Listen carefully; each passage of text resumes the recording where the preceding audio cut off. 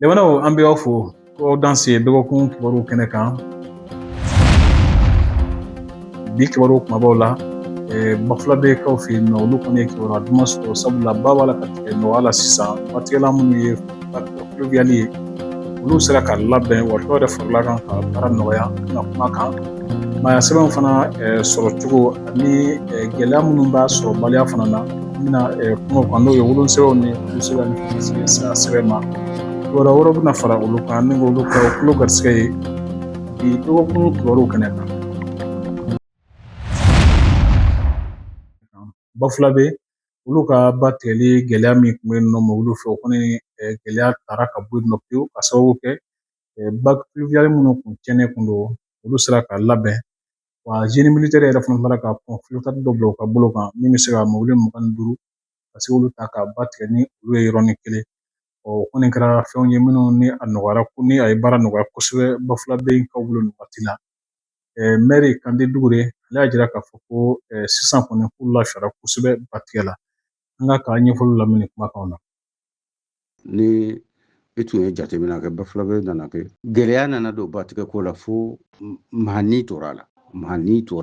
n kan k'o fɔ donc o bɛ ko fɛn fɛn na i b'a dɔn o ka jugu dɛ mun nana ni gɛlɛya ye Bafula bɛ peut-être mobili dama dama de tun bɛ ba tigɛ dɔw bɛ taa Kayi dɔw bɛ taa Kita yan fɛ dɔw bɛ taa Manantali yan fan fɛ dɔw bɛ taa yɔrɔ dɔ la dɔw bɛ dan Mayina dɔw bɛ dan Bafula bɛ yɛrɛ bi ayiwa mobili fɛn fɛn tun bɛ Kayi sira gɛlɛyaw donn'a la u bɛɛ yɛlɛmana a car compagnie bɛɛ yɛlɛmana ka tɛmɛ Bafula bɛ sira fɛ parce que Bafula bɛ sira ye fila ye avantage fila de b'a la bon o ka surun o ye kelen ye ayiwa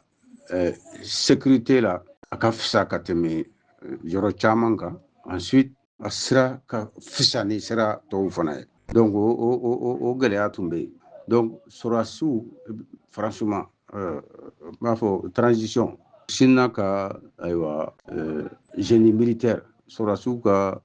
bolo dɔ bɛ yen n'u b'a fɔ a ma ko génie militaire olu de bila ka na a bɛ na kalo kelen bɔ sa olu de nana u nana sɔrɔ an ka bagiw bɛɛ tiɲɛlen bagi fila de bɛ Bafula bɛ kelen dɔ jɔlen don a ka ca ni tun jɔlen don a ka ca ni san fila ye kelen dɔ tun bɛ marché ten ayiwa sari yanko dɔrɔn a kana datigɛli kana jɔ pewu ale tun b'o o fɛn de kɔnɔ o asabi de kɔnɔ donc o batigɛ gɛlɛyaw minnu tun bɛ yen i bɛ mobili tigɛyɔrɔ 3 de bɛ Bafula bɛ Tintila Babarɔto ani Bafula bɛ yɛrɛ mais Tintila i tun bɛ se ka mobili 300 ni kɔ kɔnte u bɛ aran na dɔw bɛ ni min teriyara o ye tile kelen dɔw tile fila dɔw tile saba dɔw yɛrɛ bɛ dɔgɔkun 2-3 kɛ jɔlen turu ma se u ma tellement bagi kelen min tun bɛ munumunu na bagi in fana fanga t'a la a tɛ se ka caman ta bon mobiliw fana mobilibaw b'a la remorque fɛn fɛn tun bɛ tɛmɛ jɛma sira fɛ ka taa Bamakɔ a bɛɛ de ɲɛsinna an bara la donc o gɛlɛya tun b'an kan n bɛ segin kuma kan génie militaire jamana ɲɛmɔgɔw ye génie militaire bila ka na u nana u ni bagi façon dɔ nana latigɛli ayiwa kurun dɔ nana an ka tubabukan na dɔw k'a ma ko pont flottant c'est-à-dire batigɛ n t'a dɔn n ba bamanankan n tɛ se bamanankan na en tout cas pont min bɛ fogon sanfɛ voilà u b'a ko pont min bɛ fogon sanfɛ parce que bagi n'i y'a yɔrɔ jan i b'a fɔ k'o de donc o de nana dɔrɔn ka na jɔrɛ fɛn fɛn tun banna ka a bɛɛ wuli ka bɔ yen parce que ale kɔni nana ka sɔrɔdasiw yɛrɛ de nana ka monter sɔrɔdasiw de b'a boli sɔrɔdasiw de b'a kɔlɔsi sɔrɔdasiw de bɛ a fɛn bɛɛ kɛ u nana k'i ɲɛsin o baara de ma tile 2-3 u y'a monter k'a ban pewu ka latigɛli daminɛ bagi a bɛ se ka mobili 10, 20 ni fɔ ka taa a se 30 ma a b'a bɛɛ latigɛ ɲɔgɔn fɛ Bamakɔ yan nɔ Sugunnikura jɔli cɛsiriw bɛ sen na walasa ka se ka to a ko ka se ka sigi sen kan yɔrɔ min jɛnina février kalo tɛmɛnen ka se ka o labɛn sugu kɔnɔmɔgɔw ka se ka lafiya sɔrɔ Bamakɔ mara ɲɛmɔgɔ ani mara minisiriso olu kɔni bɛ a cɛsiriw la an ye laseli dɔ fara ɲɔgɔn kan ko siratigɛla an k'o lamɛn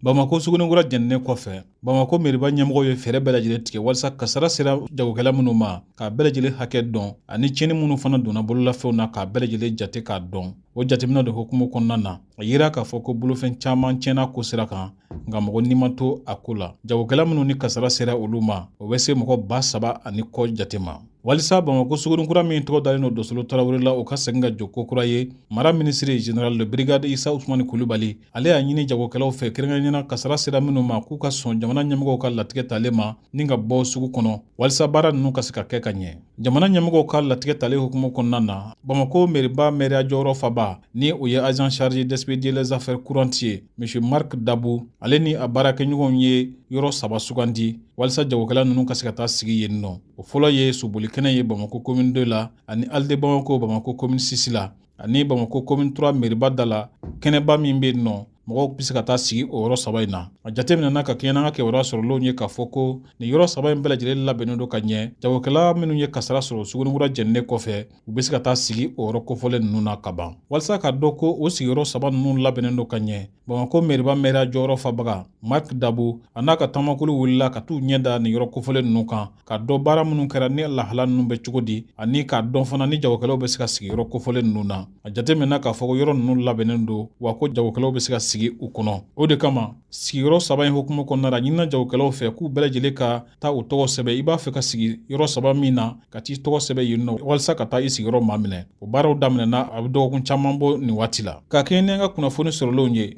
Bamako sugunikura seginni ka jɔ tɔnw ni suguko ɲɛnabɔbaw bɛɛ lajɛlen sen bɛ baara in na ka sababu kɛ Bamako mairiba ni mara ministre so olu ni u bɛɛ lajɛlen ye sigikafɔw kɛ ka hakilijagabɔ kɛnɛw kɛ laɲini si dɔwɛrɛ ye bɛɛ lajɛlen sen ka se ka don baara ninnu na. Jagokɛlaw ka tɔn minnu bɛ sugunikura kɔnɔ olu ni Bamako suguko ɲɛnabɔbaw ye ɲɔgɔn ye kɛrɛnkɛrɛnnena mairiba o kɔfɛ mɔgɔ minnu ka sangasobaw bɛ sugu dafɛla ninnu na olu fana ni mairiba ɲɛmɔgɔw ye ɲɔgɔn ye. A jateminɛna o kumaɲɔgɔnya ninnu de senfɛ k'a fɔ ko sugu in jɔli o ye tɔnw ni u sangasotigi ninnu bɛɛ lajɛlen fɛko ye. Jagokɛlaw ka tɔn minnu bɛ Dosolo Tarawele tɔgɔla sugu la Medinakura olu ni suguko ɲɛnabɔbaw bɛɛ lajɛlen bɛnni a kan k'a fɔ ko sugunikura in ka jɔ ka ɲɛda kuraya o ye fɛn ɲumanba ye sabula sugunikura jɔyɔrɔ ka bon kosɛbɛ Mali sɔrɔw bosonni baara la. O kɔfɛ maa sɛbɛnw jɔyɔrɔ ka bon kosɛbɛ adamadenya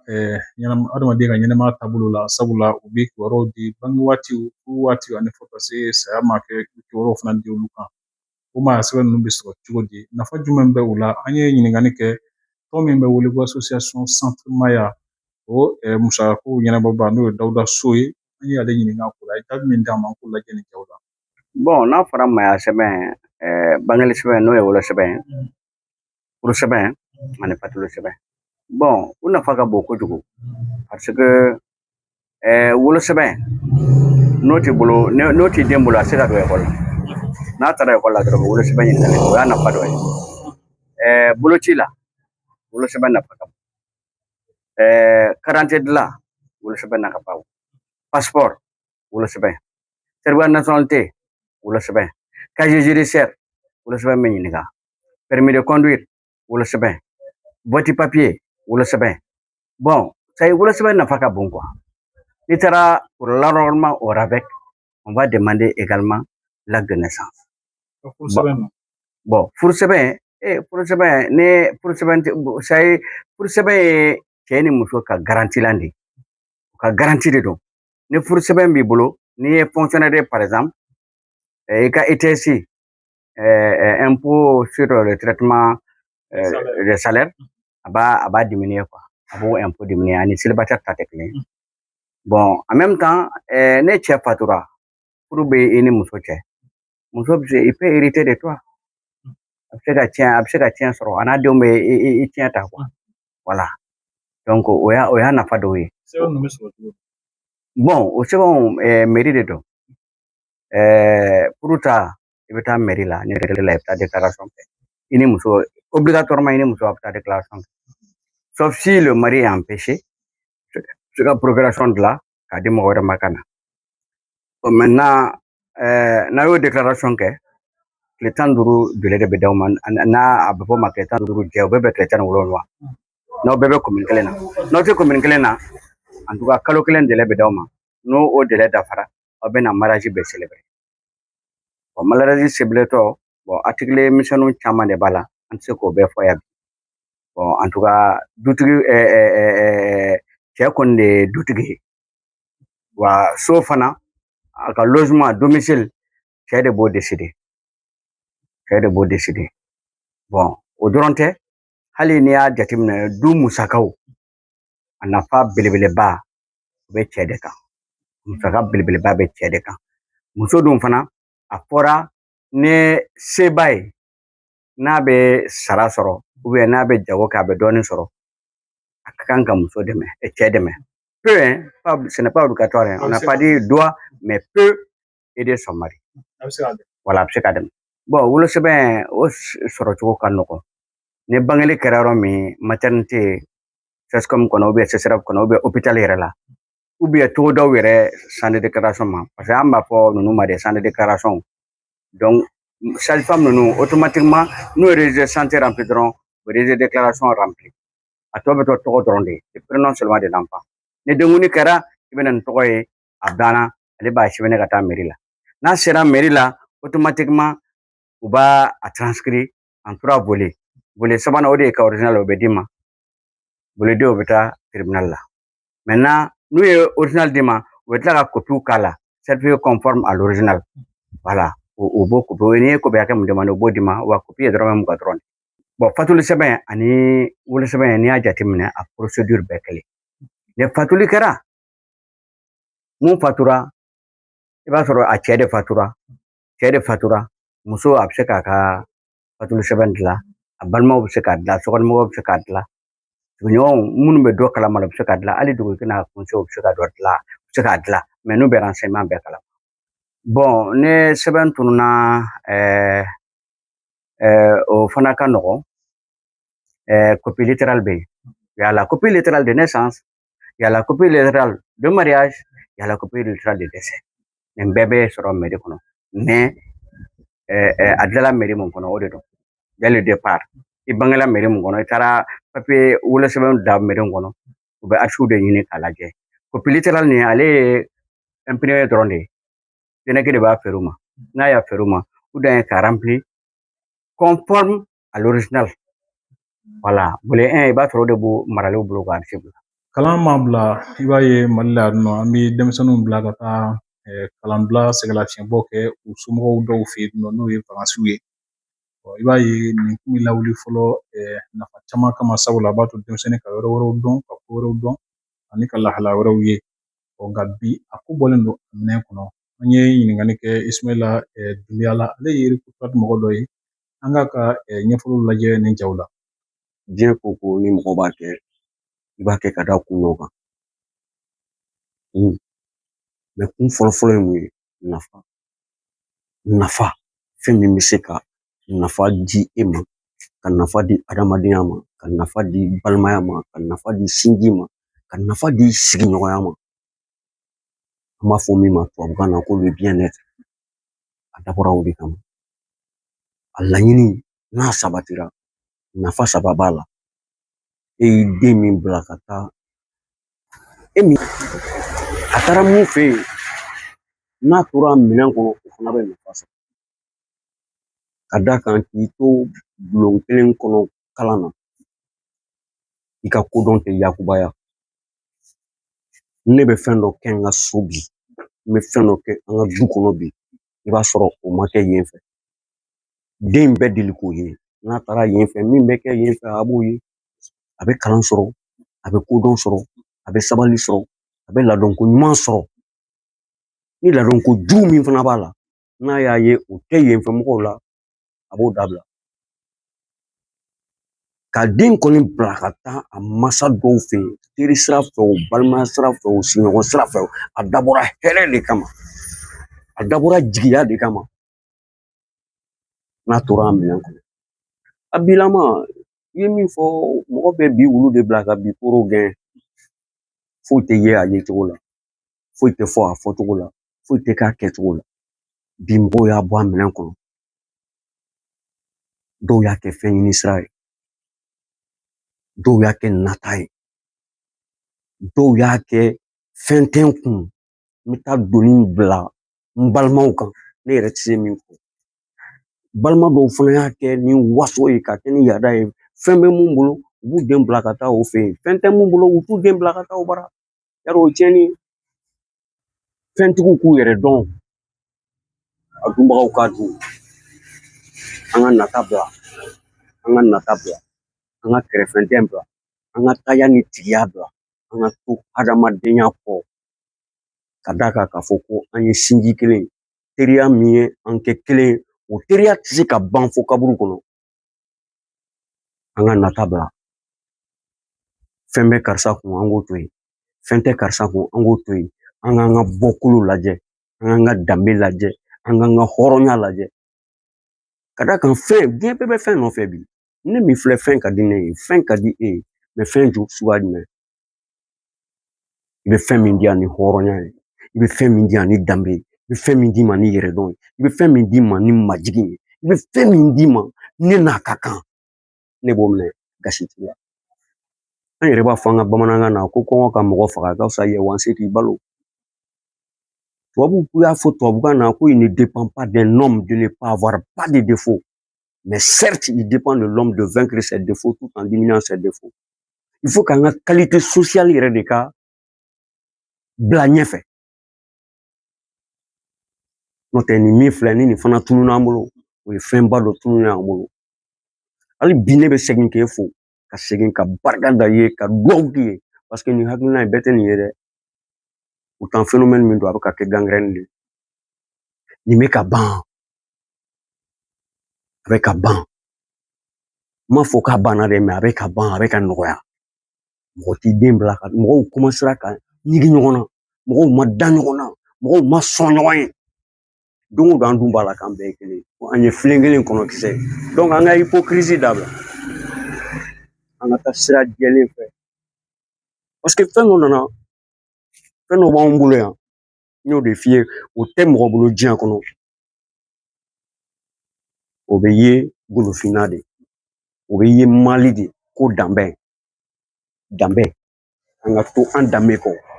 nin tun y'an danbe de Kulukoro camancɛ kalanso min bɛ wele ko lycée franco arabu jɔli baaraw bɛ sen na i b'a ye k'a fɔ ko Musa Mara min ye marawajɛkulu ɲɛmɔgɔ kɔrɔ ye